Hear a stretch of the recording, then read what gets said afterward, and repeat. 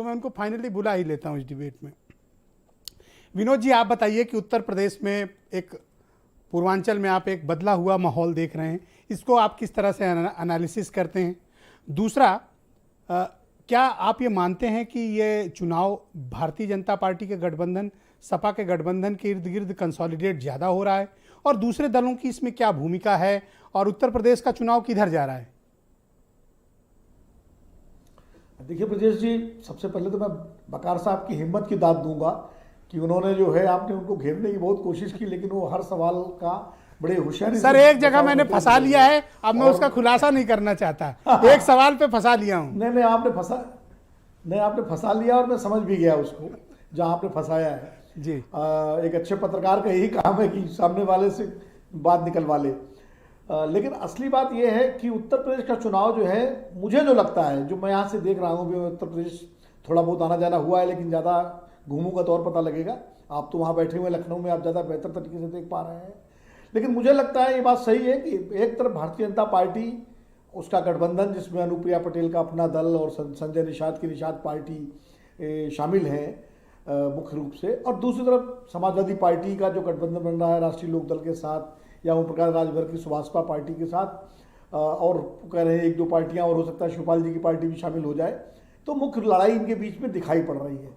लेकिन इसके बावजूद मैं बहुजन समाज पार्टी और कांग्रेस पार्टी के जो पॉकेट्स हैं जहां ये लोग अच्छा कर सकते हैं, मैं उसको अंडर एस्टिमेट नहीं कर रहा हूं। पश्चिमी उत्तर प्रदेश में बहुजन समाज पार्टी कुछ पॉकेट्स ऐसे हैं जहां लड़ेगी मैदान में, वो अपनी लड़ाई उसकी होगी, क्योंकि परंपरागत उसका इलाका है। कांग्रेस के साथ क्या है कि जो शहरी क्षेत्र हैं उत्तर प्रदेश के, खासकर कानपुर हो गया, लखनऊ हो गया, इलाहाबाद हो गया, ये जो शहरी इलाके हैं, बनारस हो गया, जिस तरह प्रियंका गांधी फोकस कर रही हैं महिलाओं पर और सवर्ण वोटों पर और दलित वोटों पर। आज वो आगरा में मारे गए वाल्मीकि युवक से मिली, के परिवार से मिली, तो वो दलितों में भी जो गैर जाटव दलित है उन पर फोकस कर रही है। तो कहीं ना कहीं कांग्रेस भी अपना वोट परसेंटेज और सीटें बढ़ाने की दिशा में है। तो कहीं ना कहीं कुछ इलाकों में ये चतुष्कोणीय चुनाव भी हो सकता है, लेकिन मूल रूप से लड़ाई अभी जो है वो सपा गठबंधन बनाम भाजपा गठबंधन या भाजपा गठबंधन बनाम सपा गठबंधन के बीच में। ये आपने पूर्वांचल एक्सप्रेसवे के बहाने एक शक्ति प्रदर्शन देखा बीजेपी का, और अगले दिन अखिलेश यादव का, इसका एनालिसिस आप किस प्रकार से करना चाहेंगे? देखिए, पूर्वांचल एक्सप्रेसवे का जो शक्ति प्रदर्शन हुआ, तो भारतीय जनता पार्टी ने अपनी पूरी ताकत, जैसे प्रधानमंत्री जी स्वयं आए, योगी जी मुख्यमंत्री थे, और भारतीय जनता पार्टी का पूरा तंत्र और सरकारी तंत्र, चूंकि ये कार्यक्रम सरकारी था तो सरकारी तंत्र को भी लगाने में कोई दिक्कत नहीं हुई और पूरी ताकत के साथ वहां शक्ति प्रदर्शन किया गया। अखिलेश यादव सत्ता में नहीं है, सत्ता से बाहर हैं और वो विपक्ष में हैं। उनके पास पार्टी के तंत्र के अलावा, संगठन तंत्र के अलावा कोई दूसरा तंत्र नहीं है। उसके बावजूद जिस तरह लोग उमड़े उसी पूर्वांचल एक्सप्रेसवे पे उनकी यात्रा में, तो निश्चित रूप से इसका एक संकेत मिलता है कि जमीन पर तेजी के साथ विपक्ष की चुनौती जो है भारतीय जनता पार्टी के लिए कड़ी होती जा रही है। और भारतीय जनता पार्टी के सामने अब जो पिछले बीजेपी ने जो अपनी नेशनल फ्लीट उतारी है, और मैं बहुत अरसे के बाद शायद पहली बार देख रहा हूँ कि जो नेशनल फ्लीट के टॉप लीडर्स हैं, टॉप कमांडर्स हैं, उनको उत्तर प्रदेश क्षेत्रवार बांट कर दिया गया। ये क्या दबाव में है कोई बीजेपी यूपी में? नहीं, निश्चित रूप से देखिए, भारतीय जनता पार्टी, आप सही कह रहे हैं कि बड़े नेताओं को उतारती तो है, हर चुनाव युद्ध की तरह लड़ती है, लेकिन अब राजनाथ सिंह, जेपी नड्डा, अमित शाह, ये वहां पार्टी के सबसे बड़े महारथी हैं। इनको अगर क्षेत्र में बांट करके उत्तर प्रदेश को और इनकी जिम्मेदारी दी गई है, तो कहीं ना कहीं भारतीय जनता पार्टी अपने बड़े नेताओं को मैक्रो लेवल पर, मतलब माइक्रो लेवल पर ले जाना चाह रही है, मैक्रो से माइक्रो लेवल पर। तो ये निश्चित रूप से चुनौती समझ रही है।